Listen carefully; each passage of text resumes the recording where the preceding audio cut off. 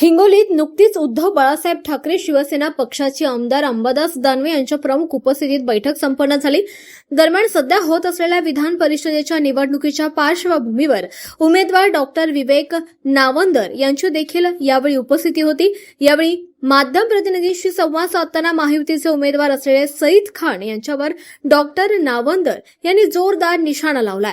यावेळेस खानही नाही आणि बाणही नाही, मी स्वतः डॉक्टर आहे, आजपर्यंत इंजेक्शन दिली, आता ऑपरेशन करण्याची वेळ आहे असं म्हणत महायुतीच्या उमेदवारावर जोरदार निशाणा लावल्यानं चर्चेला उधाण आलंय। सुरुवातीपासूनच कोणाला आवड नाही, महायुतीच्या घटक पक्षांना विश्वासात न घेता ही उमेदवारी जायची आणि मला वाटतं जेव्हा असं काही होतं तेव्हा ही जमेची बाजू असते, त्या बाजूचा फायदा घेण्याचा निश्चितच आम्ही विरोधक म्हणून त्यांची ती भूमिका पार पाडतो। या मुद्द्यावरच्या निवडणूक आतापर्यंत आपण बघतोय परभणी जिल्ह्यात त्याचीच म्हणजे हे होणार आहे का या निवडणुकीमध्ये? नाही, आता बघा, खानही त्यांच्याकडे, बाणही त्यांच्याकडे, आमच्याकडे मशाल आहे आणि आम्ही ही मशाल घेऊन काहीतरी नवीन एक चांगला विकासाचा मार्ग चालत राहू असं मला वाटतं। साहेब, सईद खान म्हणतात तुम्ही कोणती विकासाची मुद्दे घेऊन निवडत नाही, तर त्यांनी काय विकास केला तुम्हाला सांगता येतो?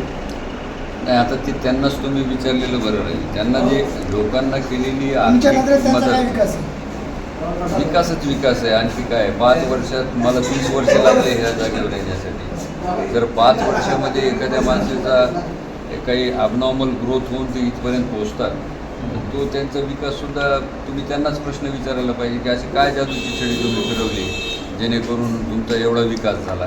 साहेब, पैशाचा म्हणजे बंडलाचा पाऊस चालू आहे असं महायुतीच्या उमेदवाराकडून अशी चर्चा आहे। काय म्हणतात? बंडल पैशाच्या बंडलाचा पाऊस सुरू आहे म्हणून। हां, बंडलाचा पाऊस, त्यांच्याकडे भांडवलच ते आहे ना। आमचं भांडवल आणि त्यांच्या भांडवलात खूप फरक आहे। आमचं भांडवल जे आहे ते आमच्या वैयक्तिक संबंधांचं भांडवल आहे, आमच्या चांगुलपणाचं भांडवल आहे, आमच्या नेहमी उपलब्ध असण्याचं भांडवल आहे आणि सातत्याने लोक मला ओळखतात की मी काय कशा प्रकारची सेवा देऊ शकतो, करू शकतो, काम करू शकतो। ते जे करतायत ती कोणाला आर्थिक मदत केली रुग्णांना किंवा हे केले, ती काम तर आम्ही रोजच खुर्चीवर बसून करतो। कोणाला तुम्ही खिशातले काढून पैसे दिले, अहो तुम्ही आणले कुठून पैसे, हा सुद्धा एक मोठा प्रश्न आहे ना। कुठून आणले साहेब पैसे त्यांनी एवढे? नाही, आता ते बऱ्याच जणांना प्रश्न आहे की पैसे येतात कुठून?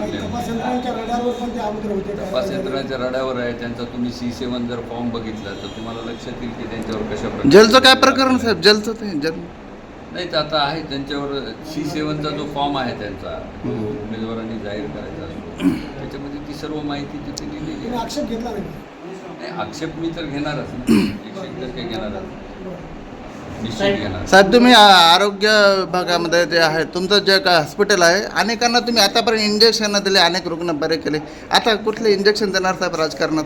डॉक्टर म्हणजे इंजेक्शनही आहे आणि डॉक्टर म्हणजे ऑपरेशन पण आहे।